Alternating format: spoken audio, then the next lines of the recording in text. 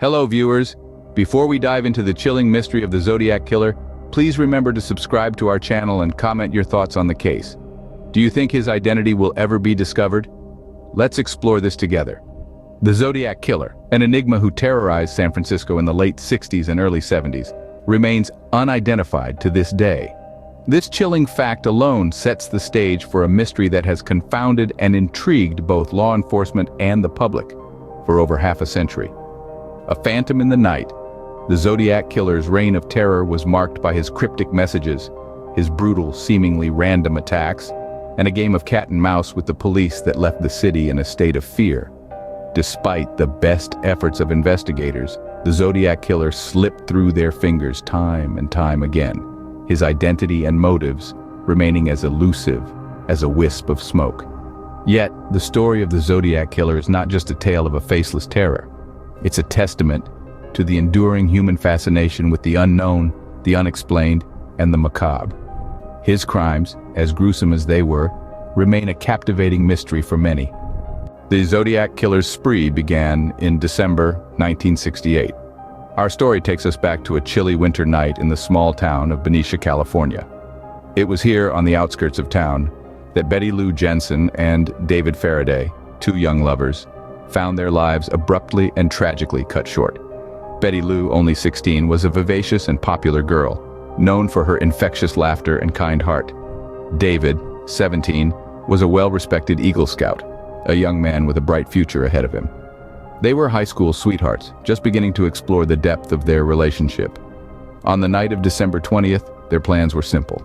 A Christmas concert at the local high school, followed by a visit to a well-known lover's lane. They never expected it to be their last. As they parked their car along Lake Herman Road, they were blissfully unaware of the lurking danger. It was here that the Zodiac Killer made his first known strike. The details are as chilling as they are heartbreaking. Faraday was found sprawled beside the car, while Jensen was discovered several feet away, suggesting she had attempted to flee. Both had been shot. Faraday once, Jensen 5 times. It was a violent and senseless act, leaving a community in shock and setting in motion a reign of terror that would grip the San Francisco Bay Area for years to come. The police were left with a senseless crime scene, bereft of leads. The killer had left no fingerprints, no weapon. The only evidence was the bullet casing scattered around the scene and the lifeless bodies of Betty Lou Jensen and David Faraday, their futures stolen away in the blink of an eye. As the news of this horrific crime rippled through the community, no one could have predicted the fear and uncertainty that was about to unfold. The Zodiac Killer had made his first move, and in doing so, had begun a terrifying game of cat and mouse that would confound investigators for decades to come. This was only the beginning of the Zodiac's reign of terror. In July 1969, another couple fell victim to the Zodiac Killer. The summer night seemed ordinary as Darlene Ferrin and Mike Mageau parked their car in a secluded spot in Vallejo, California. The tranquility of the evening was soon shattered when a man approached their vehicle, shining a flashlight into their faces before opening fire. The brutality of the attack was chilling, but what happened next was even more disturbing. The assailant, later known as the Zodiac Killer, made a call to the local police department. His voice was calm, almost casual as he reported his own crime. "I want to report a murder," he said. "If you will go 1 mile east on Columbus Parkway, you will find kids in a brown car. They were shot with a 9mm Luger. I also killed those kids last year. Goodbye." This call marked a turning point in the Zodiac's reign of terror. It was a chilling display of audacity and control, a game in which he was the puppet master and the police were his unwilling players. He was not just a killer. He was a performer, reveling in the chaos and fear he was creating. The aftermath of the attack was a scene of horror. Ferrin was pronounced dead on arrival at the hospital, while Mageau, despite being shot multiple times, survived. He would later provide a description of the attacker, but his recollections were hazy, distorted by the trauma and fear of that night. The authorities were left reeling. The killer was not only brazen enough to commit such heinous acts, but also to call and report them. It was a taunt, a challenge. The Zodiac was not just killing, he was playing a twisted game. The terror of that summer night in 1969 was not just about the loss of innocent life. It was about the realization of a cold, hard truth.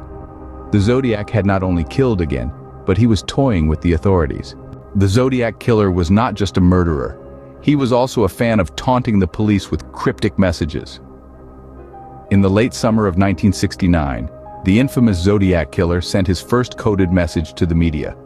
This was no ordinary letter. It was a three-part cryptogram, a complex cipher meant to befuddle and tease. This cryptogram, known as the 408 cipher, was a chilling declaration of intent, a macabre game devised by the killer to engage his pursuers in a twisted dance of intellect and obsession. The cipher was a jumble of symbols and letters, a puzzle that seemed almost impossible to solve. But the Zodiac Killer, ever the showman, claimed that it contained his identity. This set off a frenzy of attempts to decode it, drawing in not just the police and the FBI, but also amateur codebreakers and curious members of the public. Several theories have emerged over the years about the Zodiac's ciphers. Some believe they contain hidden confessions or clues about his next victims. Others maintain that they're merely a diversion, a way for the Zodiac to enjoy the chaos and confusion he's sowing. One of the most intriguing theories is that the ciphers aren't just a way to taunt the police, but also a method for the Zodiac to communicate with other killers. This idea posits that the Zodiac was part of a larger network of serial killers, each of whom used similar methods to communicate their deeds. But despite these theories, and the countless hours spent on trying to crack the codes, only one cipher has been definitively solved.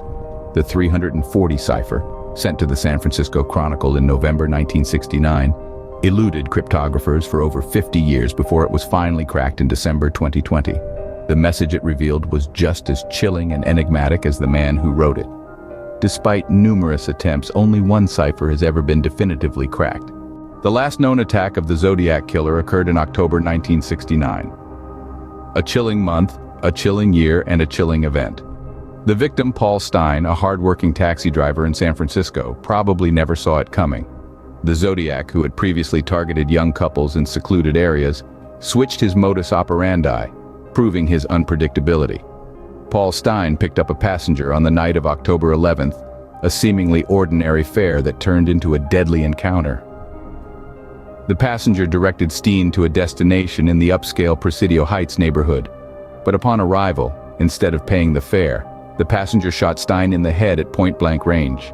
The Zodiac didn't flee immediately. He took his time, removing a piece of Stine's blood-soaked shirt, which he would later send to the San Francisco Chronicle as proof of his heinous act. He also wiped down parts of the cab, attempting to remove his fingerprints. The Zodiac Killer was meticulous, leaving no stone unturned, no clue unattended. Only days after the murder, the Zodiac sent a letter to the San Francisco Chronicle, boasting about the crime. Enclosed with the letter was a piece of blood-stained cloth, confirmed to be from Stine's shirt. But this wasn't the usual ciphered message. Instead, it was a chilling, detailed account of the murder, a horrifying testament to the Zodiac's merciless nature. The Zodiac's communication with the public, once cryptic and enigmatic, now became more erratic and unpredictable. His letters and ciphers became more complex, his threats more ominous. But despite the increased intensity, the attacks seemed to stop. No more couples were targeted, no more taxi drivers fell victim to the Zodiac's brutality. Was he done? Or was he simply laying low, waiting for his next opportunity to strike? After this, the Zodiac's public communications became increasingly erratic. This marked an end to the chapter of the Zodiac's known attacks. But the story of the Zodiac Killer was far from over. The mystery of his identity, his motives, and his eventual fate continued to bewilder and haunt us decades after his last known attack. Despite immense efforts by authorities and amateur sleuths, the Zodiac Killer's identity remains unknown. This chilling fact has kept the mystery alive for decades, fueling countless theories and speculations. Some argue that the Zodiac was an intelligent, perhaps even a savant, with an intricate knowledge of ciphers and codes. Others suggest he may have had a military background given the precision of his attacks and his knack for evading capture. Theories range from the plausible to the downright bizarre, with some even suggesting the Zodiac was a high-ranking police officer or government official using his position to cover his tracks. What frustrates investigators most is the lack of definitive evidence. Despite the Zodiac's brazen correspondence with the media, his cryptic ciphers, and the physical evidence left at crime scenes, none have led to a conclusive identification. The case's age hasn't helped either. Over time, key pieces of evidence have been lost, degraded, or contaminated, making it even harder to crack this enduring mystery. The Zodiac case also highlights the limitations of forensic science. Despite advances in DNA technology, the Zodiac's identity continues to elude investigators. This suggests that the killer was not only cunning but also incredibly lucky. His ability to evade capture for so long has only added to his notoriety. The Zodiac Killer's story is a chilling reminder that some mysteries remain unsolved. Despite our best efforts, despite the march of technology, some enigmas continue to baffle us, to challenge us, and to remind us of the darker side of human nature. The Zodiac Killer's reign of terror has left a lasting impact. His chilling legacy continues to fascinate us as we delve into the unsolved ciphers and the unknown identity behind the crimes. Even with the passage of time, the enigma persists, keeping the intrigue alive. As we delve into the darkness of night, may we remember the mysteries that remain and ponder the enigma of the Zodiac Killer. Good night, and remember, if sleep eludes you, there's always another tale waiting in the shadows. As we near the end of this chilling tale, remember, there's a whole library of sleep-inducing videos waiting for you on our channel. Each video is meticulously crafted, just like this one, to captivate your mind and guide you into a peaceful sleep. We understand that every restless mind is a universe of curiosity, looking for intriguing tales to lull it into slumber. We encourage you to share this video with your friends and loved ones. After all, we believe that the mystery of the Zodiac Killer, like all our other content, is best experienced in the company of fellow seekers of the unknown. This is not just a channel, but a community of individuals fascinated by the enigmatic and the unexplained. Rest assured, dear viewer, our comforting content is always available for you. Whether it's the middle of the night or a lazy afternoon, we are here to provide solace to your restless mind. Until then, sleep well and dream of the unknown. Remember, there's always another tale waiting in the shadows, ready to take you on a journey into the heart of mystery. Good night, and may your dreams be filled with intrigue and wonder.